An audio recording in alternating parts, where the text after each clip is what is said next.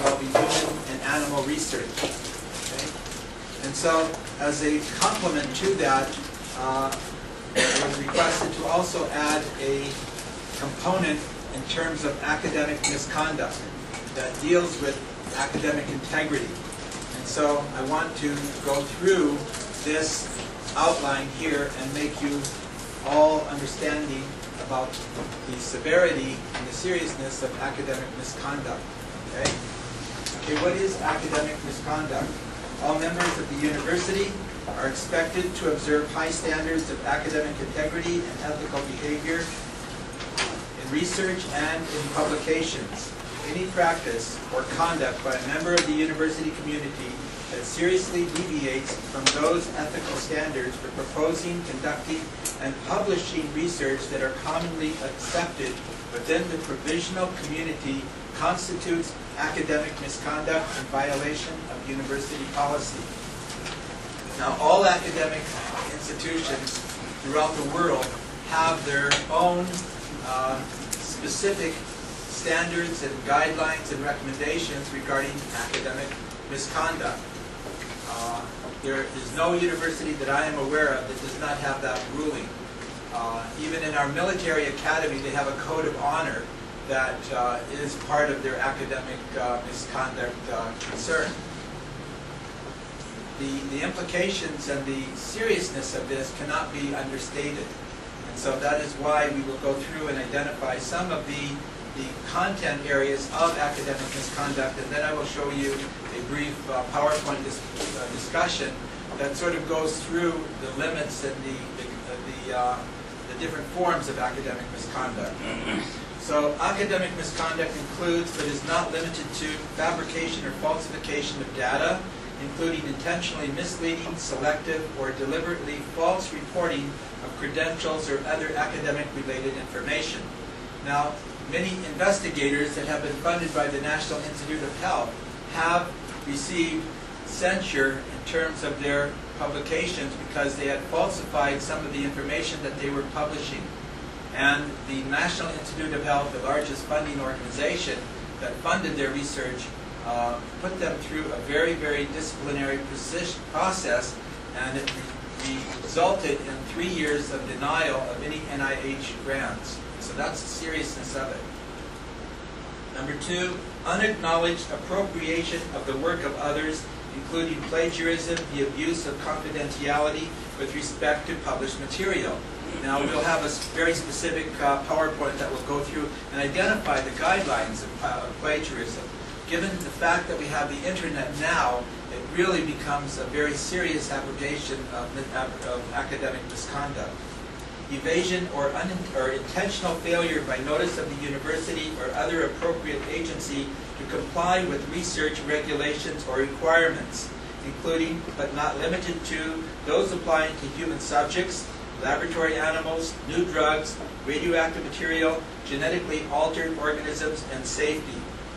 And so this is particularly what I'm talking about today after our lecture on academic misconduct. It talks about the ethical obligations of research and conducting research in a manner that the individual participants all are involved in terms of the knowledge of the research and the benefits that are accrued to them by their participation and their opportunity to withdraw from any kind of research.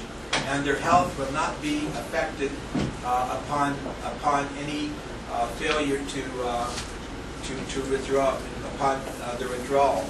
That is a very important concern because many participants in our research programs do not want to be, they want to be assessed and apprised of all of the guidelines and regulations.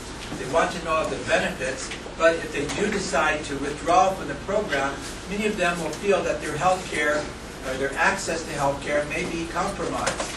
And that is a very serious violation in any terms of academic misconduct, to force or to require or mandate that these individuals not withdraw from the program.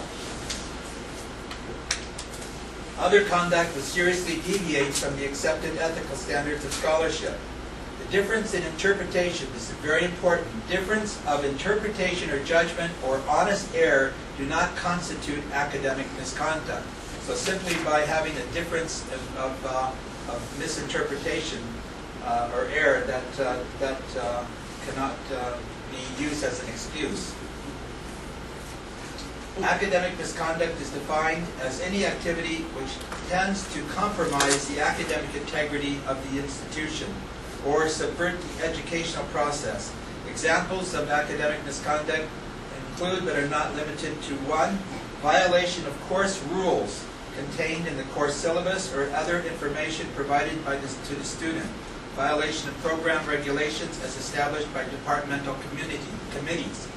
So I think this is explanatory, self-explanatory.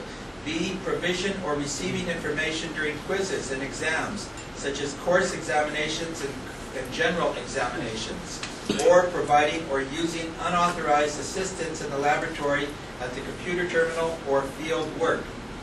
C, submitting plagiarized work for an academic requirement. Plagiarism is a representation of another person's work or idea as one own. It includes unacknowledged word-for-word use and/or paraphrasing of another person's work, and the inappropriate, unacknowledged use of another person's ideas. D, falsification, fabrication, or dishonesty in reporting research results. Letter E, serving as or enlisting the assistance of a ringer or a substitute for a student taking examination. We had this problem with the GRE and the SAT, that individuals would serve as ringers or substitutes that would come in as the individual with their name and their identification information. Number F, alteration of grades or marks by the student in an effort to change the earned grade or credit. This has happened in several institutions with the advent of the computer and a record of electronic record of all grades. Certain hackers have been able to get into institutions and change their grades. It is really surprising how inventive some individuals can be. And the last one, alteration of university forms used to drop or add courses or to a program. That is another way students have been able to get into a hacking activity. Let's see, can I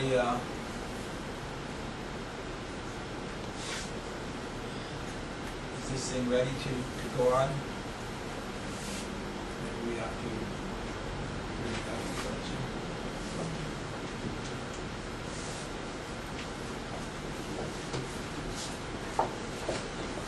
presentation mode is off, so how do you make the presentation mode? Oh, I'm sorry.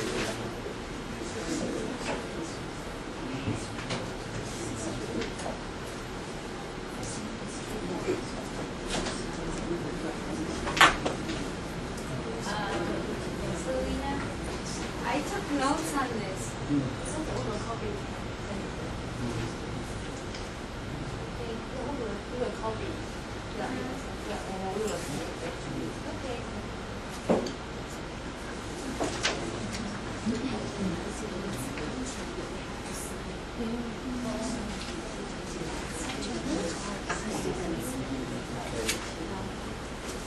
What is plagiarism? The simplest definition of plagiarism is the act of presenting another's work or idea as your own. According to the Webster Dictionary's definition, to plagiarize means it's a transitive verb meaning to steal and pass off the ideas or works of another or words of another's as one own, use another's production without crediting the source. In transitive sense, it is to commit literally theft, present as a new and original idea or a product derived from an existing source. Did you know the word plagiarism comes from the Latin plagiarius, meaning kidnapper? So you can see exactly what they're talking about when you talk about plagiarism. Why is plagiarism important and who really cares? Well, number one, it is theft of intellectual property. And this is particularly directed towards individuals that have spent years and years of academic work in developing their own area of research, and then somebody comes along and takes that and uses it as their own. We have several examples, I think, in the journalism of individuals that were editors or were journalists for the New York Times. and one person plagiarized several articles and was severely reprimanded. In fact, he lost his job. Plagiarism is cheating. Plagiarism may result in a grade of an F or a 0 for the assignment. In some instances, the case may be brought before the Student Life Committee or the Student Academic Center or the Judicial Guidance Committee of an academic institution. Class, who can tell me what I have preserved in this jar? No, it's not a pig or a baby cow. It's the last student who got caught cheating in one of my tests.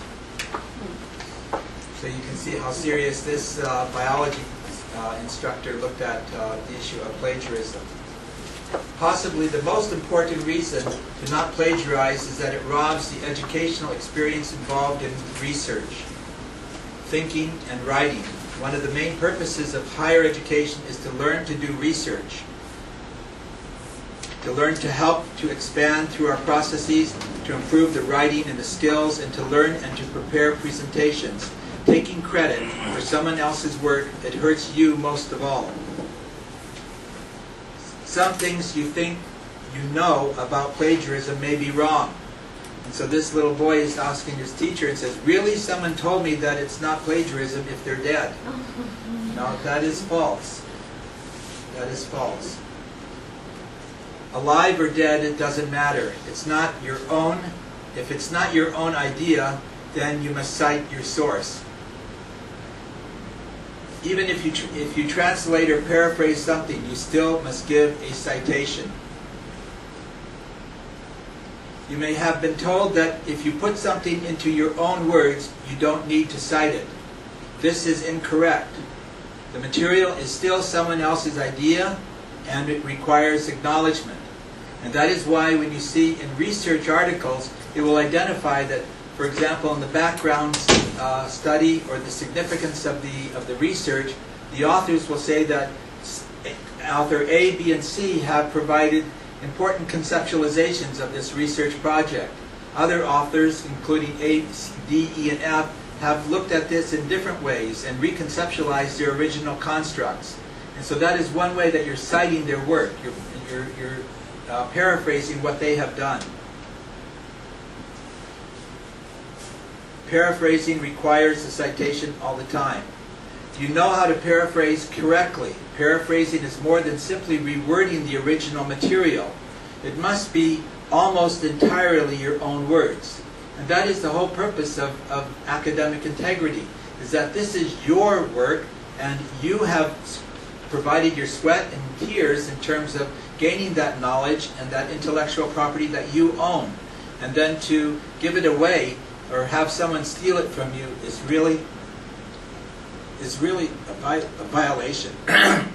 It must be almost entirely your own words. Only technical terms should be repeated. Any exact word that you retain should have quotation marks around them. The sentence structure should be your own, not the same as the source. And you do not add ideas, interpretations, explanations, or assessments. An example: unless steps are taken to provide a predictable and stable energy supply in the face of growing demand, the nation may be in danger of sudden power losses or even extended blackouts, thus damaging our industrial and information-based economies. Okay, if you look at that, that is the original source. Now somebody has paraphrased that. Look at the paraphrasing. And this is an inadequate paraphrasing because you can see that there are passages in this original statement that are taken verbatim. Doe, 1999, recommended that the government take actions to provide a predictable and stable energy supply because constantly growing demand. Otherwise, we may be in danger of losing power or even experiencing extended blackouts. These circumstances could damage our industrial and information-based economy. You see how that paraphrasing was really plagiarism. The inadequate paraphrasing is guilty of plagiarism even though the material is cited correctly. The writer has used too many word-for-word phrases from the source. Also, the order of the ideas is unchanged from the source. Compare the following correct paraphrase. Doe, 1999, believed that we must find a more reliable source of energy if we are to have a dependable electrical supply. Without this, the nation's economy base or economic base may be damaged by blackouts. A very concise, good paraphrasing, not using any of the terms of the original source. Quotations should be used sparingly. They must be exact word for word as they appear in the original document. Quotes require a citation in addition to the use of quote marks. So whatever you're using verbatim, you have to put in quote marks, and it requires a citation. That is your protection. That is showing the author, showing the reviewer or the reader that you are taking information from a source and giving credit to that individual. Every quote needs to be cited. Even a short phrase or a single word must be quoted and cited if it is unusual. If it is unusual, for example, pretzel logic, it's like twisted logic. That is a very unusual word that has been developed into the literature. Clandestine coup, it's another unusual term. Quotations must be attributed to the original author and to the source that you use. For example, if you use the phrase, 20 years ago, our forefathers brought upon this nation a new continent, that is the Gettysburg Address. You must give credit to Abraham Lincoln and the book in which he was quoted. Okay? And so that is your obligation in terms of using that passage in your research or in your literature review. Plagiarism, but my roommate gave me permission to use his paper and said I didn't have to cite him. Is that good? No. You cannot use someone else's paper, artwork, or presentation without proper citation, even if he gave you permission. Of course, your instructor may not want somebody else's paper as your work, even with proper citation. You may even have to cite yourself if you created a work for previous paper or presentation. That is why in many articles you'll see that the author of the article has cited himself for previous work that was published. If you created a work for a previous paper or presentation and you are using it again, you must cite your previous work. What about all the free stuff that is put on the web? Can you use that? No. Free means economically free. You do not have to pay for it. The free stuff has a specific use, and it can only be used free for the intended use. If you use the work for graphics or ideas, you must give a citation. There are many sites that will sell you an essay or a term paper. And for our undergraduate students, this has always been a problem because they are always required to write term papers or final papers. And we find there are many sources that individuals can identify on the internet to obtain these different works. But presenting this material as your own is plagiarism.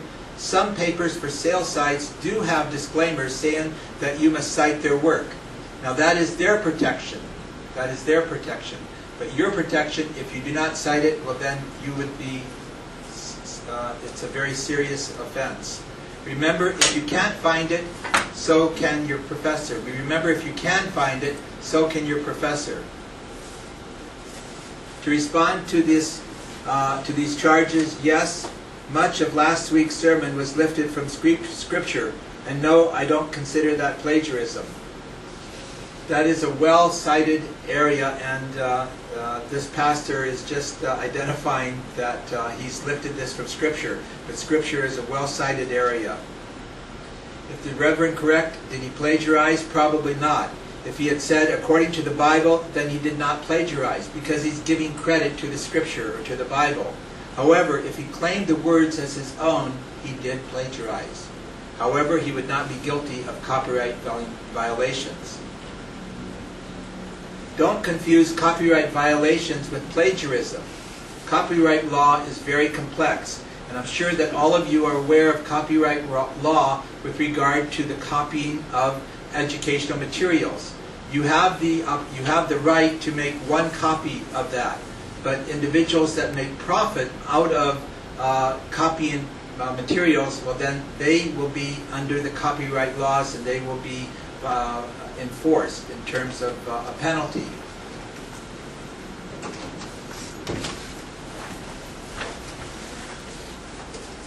The lecture by our professor are protected by copyright laws. If you use their ideas, you must give them credit. To not do so is plagiarism. It says, interesting essay. It sounds exactly like my lecture. That's the professor.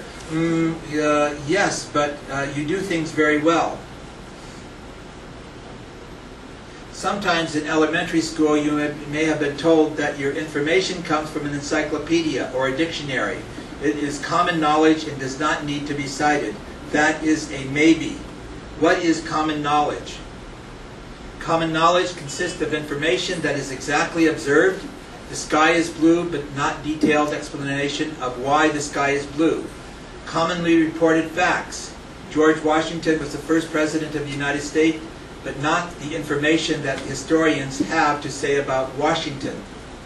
Common sayings such as proverbs, waste not, want not, look before you leap. All of those are common knowledge. They do not have to be cited. Common knowledge does not need to be cited, but be sure that what you are using really is common knowledge. When in doubt, ask either your instructor or the librarian. And so, how do you cite? You always ask your professor what citation style you should use. And so, in most of us, we use APA style, or we can use Index Medicus or PubMed style. There are two different formats, and most of the journals identified in the social science literature are in PubMed style. And also the laboratory sciences also use PubMed style. The three most commonly used citations are the University of West Alabama, at this particular place, are the Medical Library Association, the APA, and the Turabian. These are other styles that may be in science, music, medicine, and law. APA is the American Psychological Association. The style is commonly used in the field of education, psychology, and sociology. And then these are the other kinds of different types of historical departments, or in the Modern Language Association is the style commonly used in the field of languages and literature.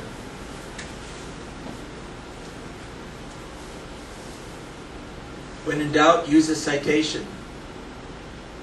For more information, so that's the bottom line here. When you're in doubt, you definitely use a citation. So these are other kinds of references that are available in terms of citations. And some information on plagiarism sites, the English department of the University of Alabama, and the plagiarism in the news. I'm sure that you have seen many times previously in the news about plagiarism.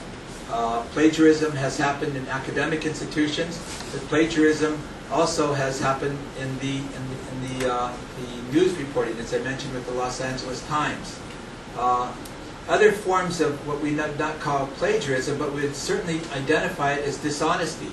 And if we look at our current economic crisis, we will see that banks have been very dishonest in terms of providing loans to individuals that could not afford those loans. And that is a violation. Maybe they have in the very fine print that the obligations of the individual that is borrowing the money, but maybe they didn't go over that fine print, and maybe they verbally said that you don't have to worry about it. But there is a violation of a contract there, and that is dishonest.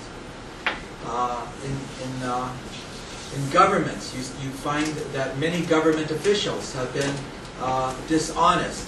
That is also a lack of integrity. It's a very serious offense, and governments have processed litigation against individuals who have been dishonest in their role as a public official. Okay, so that is the overview that I wanted to give you. It's just a 30-minute overview. And at the bottom of this paper, the administration is asking for all of you that have attended this lecture to identify that you have attended it and that you agree with the concepts that have been presented in this lecture. Does anybody have any questions about the issue of academic misconduct? Academic misconduct is for all levels of academia. is for the professors, it is for the staff, and it is for the teachers. One important area of academic misconduct in any academic institution is the issue of confidentiality. The issue of confidentiality. And I cannot stress severe enough or significantly enough how confidentiality, the importance of confidentiality, especially in an academic institution. There are cases in which individuals have been identified by breach of a confidentiality. Professors have been identified, staff have been identified, and students have been identified. There is a due process that every individual that has been charged with any kind of academic misconduct, they have the right to go through with a judicial committee to review the process. And under no circumstances should an individual threaten or intimidate an individual, because that will only cause individuals to become silent if they do identify academic misconduct. So the provision of confidentiality is a very, very important area to identify and to honor and to trust. Does anybody have any comments about this? Confidentiality regarding research? Confidentiality in terms of information that you get that identify if somebody has been charged with academic misconduct, or if you see somebody involved in academic misconduct and you want to report that individual to the officials, you have to be assured of confidentiality. That is called like the whistleblower. The whistleblower. There was a very important factor that was identified that disclosed the insidious behavior of the tobacco company with regard to their inclusion of nicotine and modifying the additives in cigarettes to make them addictive. And the tobacco company always, in fact, in front of the U.S. Congress, all of them testified that I am not aware of any manipulation by the tobacco company. And these tobacco officials were all fined. Their companies were fined about $300 billion for that. So if you think that it's a minor offense, you just have to look at the tobacco company in terms of this class action suit that identified their fraud and their misrepresentation. And it was identified by one official, one scientist in their company who had the documentation. And if you go through the background of this, the harassment that this person was under provided all kinds of addendums in terms of the rights of the individual for that to be confidential. And any kind of, and the type of punishment that would be brought upon any institution that that intimidated or that reprimanded this individual. Because if that is the case, nobody would come out and talk and identify. Okay? So are there any questions about this? If not, then the rest of you are free to go, but my class still has to stay here. Unless you want to participate in my class today, you certainly are welcome. Because today we're going to be talking about ethical issues, but we'll also be going into research design, into the experimental design and the non-experimental design. So, yeah, you can sign. And it says No. agreement among Mrs. Greenwell, but they don't mention student. I crossed it out after my name. What? Oh, I'm sorry. Yeah. Yeah. Question.